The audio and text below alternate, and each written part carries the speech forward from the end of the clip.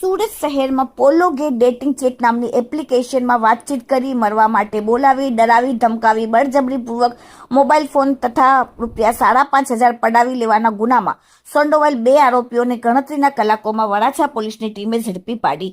સુરત શહેરના લિંબાયત વિસ્તારમાં રહેતા અને ફ્રૂટની લારી ચલાવતા યુવકે થોડા દિવસ પહેલા પોલો ગે ડેટિંગ એન્ડ ચેટ નામની એપ્લિકેશન ડાઉનલોડ કરી અને ત્યારબાદ રાજ નામના આઈડી પરથી યુવક સાથે ચેટિંગ શરૂ કર્યું. વાતચીત આગળ વધતા 28 જૂને રાજે યુવકને મળવા બોલાવ્યો. બપોરના સમયે ભોગ બનનાર યુવક પહોંચતા જ રાજ તેને ઓરેન્જ પાર્કમાં આવેલી અંડર કન્સ્ટ્રક્શન બિલ્ડિંગમાં લઈ ગયો. બિલ્ડિંગમાં યુવક અને રાજ પહોંચ્યા ત્યારે પહેલેથી જ 2 અજાણ્યા લોકો ત્યાં હાજર હતા, જેઓએ ભોગ બનનાર યુવક સાથે મારામારી શરૂ કરી દીધી. યુવકના ખિસ્સામાંથી મોબાઈલ અને રોકડ રકમ પડાવી લીધી. આરોપીઓએ એટલું જ નહીં, ₹1,000 ગૂગલ પે થી પર તેમણે ટ્રાન્સફર પોતાના ખાતામાં કરાવી લીધા. યુવકને લૂંટી લીધા બાદ 3 શખ્સો ધમકી આપીને નાસી છૂટ્યા હતા. ડરના માર્યા અને આબરૂ જવાની બીકે યુવકે ફરિયાદ કરવાનું ટાળ્યું.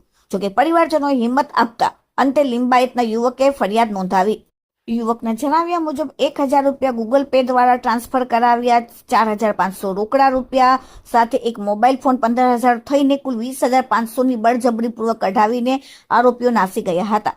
વરાછા પોલીસે ગણતરીના કલાકોમાં જ ફરિયાદને આધારે આરોપી 1 સુશાંત ઉર્ફે આકાશ વર્મા, ઉંમર 21, રહેવાસી સીતારામ સોસાયટી વિભાગ 1 સીતારામ ચોકડી પાસે વરાછા અને મૂળ વતન યુપીનો, આરોપી 2 સોમરાજ ગમેતી, રહેવાસી સીતારામ સોસાયટી સીતારામ ચોકડી પાસે વરાછા, મૂળ વતન રાજસ્થાન વાળાને અને તેની સાથે કાયદામાં આવેલા એક બાળ કિશોરને ઝડપીને કાયદેસરની કાર્યવાહી કરી.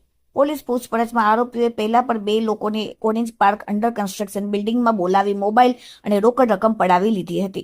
આરોપીઓ પાસેથી પોલીસે લૂંટમાં ગયેલી રોકડ રકમ, મોબાઈલ કબજે કર્યા છે અને 3 લોકો સિવાય અન્ય કોઈ પણ ભોગ બન્યા છે કે નહીં તે દિશામાં તપાસ શરૂ કરી. Bureau report, daily India TV, Surat.